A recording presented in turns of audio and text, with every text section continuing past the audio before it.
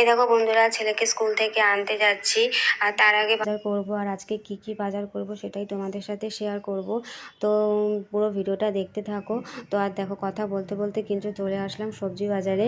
আর এই দেখো, শীতকালে যে এত সবজি পাওয়া যায় তোমাদের কি বলবো। যত রকমের সবজি তোমরা খেতে চাও এই শীতকালে কিন্তু তোমরা পেয়ে যাবে, আর খেতেও কিন্তু বেশ মজা লাগে। তো চলো আজকে কি কি বাজার করব সেটা নেওয়া যাক। প্রথমে নিয়ে নেবো একটা ফুলকপি।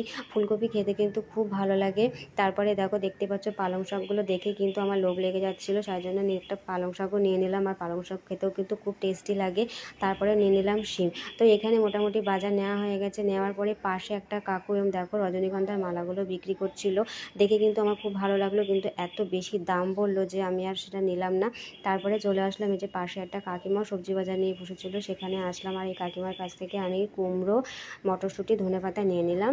আর আমাদের যে মেন বাজারটা সেটা কিন্তু এখান থেকে অনেকটা একটু এগিয়ে গিয়ে সেখানে হচ্ছে আমাদের মেন বড় বাজার বসে, কিন্তু সেখানে যেতে গেলে আমার অনেক দেরি হয়ে যাবে। সেই জন্য এই রাস্তার ধারে যে কাকু কাকিমারা অল্প অল্প সবজি বাজার নিয়ে বসেছে সেখান থেকে আমি কিছু কিছু সবজি বাজার নেব। নেওয়ার পরে কিন্তু ছেলেকে আনতে যাব। ও, তারপরে একটা বেগুন নিয়েছিলাম, সেটাও তোমাদেরকে বলে দিলাম। আর তারপরে চলে এসেছি ফুলের দোকানে এই দিদির কাছ থেকে, যেহেতু আজকে বৃহস্পতিবারে লক্ষ্মীর ঘট বসাতে হয়। আর লক্ষ্মীর ঘট বসানোর জন্য যা যা জিনিস লাগে সব কিছু নিয়ে নিলাম। নেওয়ার পরে চলে এসেছি ফলের দোকানে। এখানে ছেলের জন্য কটা কমলা লেবু নিয়ে নিলাম। আর এই দেখো চলে এসেছি ছেলেকে স্কুল থেকে নিতে। আর দেখো ছেলের স্কুল কিন্তু ছুটিও হয়ে গেছে, তো আমিও ছেলেকে স্কুল থেকে নিয়ে নিলাম। নেওয়ার পরে মা ছেলে মিলে চলে যাচ্ছে বাড়ির উদ্দেশ্যে। আর ফুলের প্যাকেটটা ছেলের হাতে ধরিয়ে দিয়েছি। আর দেখো তারপরে দুজনে মিলে হাঁটতে হাঁটতে চলে যাচ্ছি বাড়িতে। তো বন্ধুরা, আজকের ভিডিওটা তোমাদের কেমন লাগলো অবশ্যই কিন্তু কমেন্ট করে জানাবে। আবার দেখা হবে, টাটা।